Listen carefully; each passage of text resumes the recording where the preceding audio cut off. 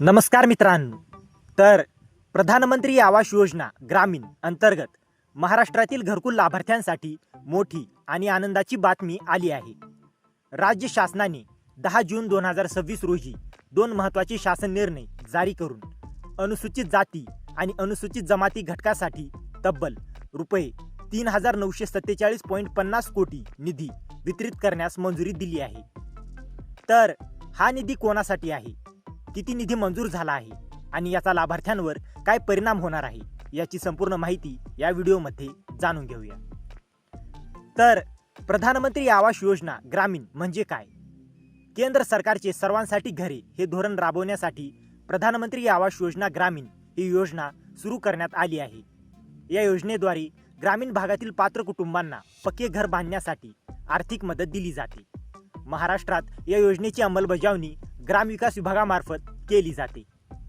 तर GR क्रमांक 1 अनुसूचित जाती घटकासाठी निधी 10 जून 2026 रोजी जारी करण्यात आलेल्या शासन निर्णयानुसार अनुसूचित जाती घटकासाठी केंद्र शासनाचा हिस्सा आणि राज्य शासनाचा समभाग मिळून एकूण रुपये 1,617.50 कोटी निधी वितरित करण्यास मंजुरी देण्यात आली आहे.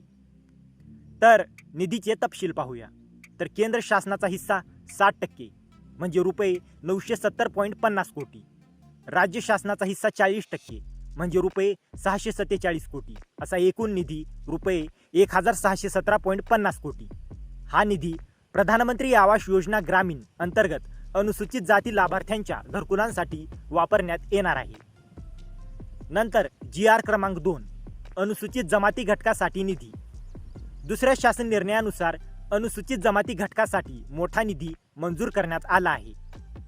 तर निधीचे तपशील: केंद्र शासनाचा हिस्सा रुपये 1,398 कोटी, राज्य शासनाचा हिस्सा रुपये 932 कोटी, असा एकूण निधी रुपये 2,330 कोटी.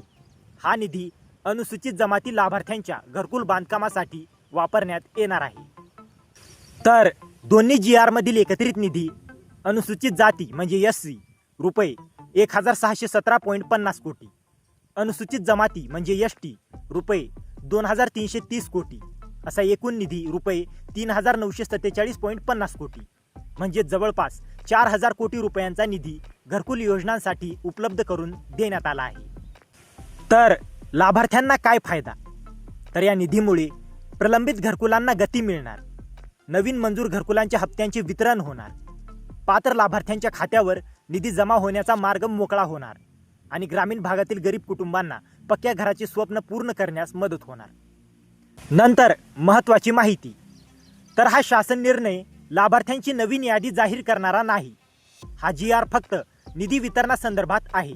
म्हणून ज्यांचे घरकुल आधीच मंजूर आहे किंवा प्रक्रिया सुरू आहे अशा लाभार्थ्यांना या निधीचा फायदा मिळू शकतो.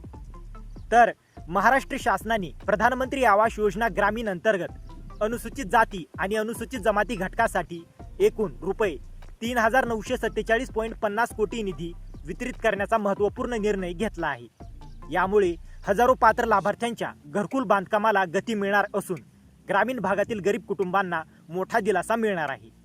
तर मित्रांनो, जर तुम्हाला या GRची PDF हवी असेल तर डिस्क्रिप्शनमध्ये आपल्या टेलिग्राम चॅनलची लिंक दिलेली आहे. तिथे जाऊन तुम्ही या GRची PDF घेऊ शकता. आणि हा व्हिडिओ उपयुक्त वाटला असेल तर व्हिडिओला लाईक करा, शेअर करा आणि अशाच महत्त्वाच्या GR अपडेटसाठी आपल्या चॅनलला सबस्क्राईब करा. तर मित्रांनो, भेटूया अशाच एका महत्त्वाच्या पुढच्या व्हिडिओमध्ये. जय हिंद, जय महाराष्ट्र.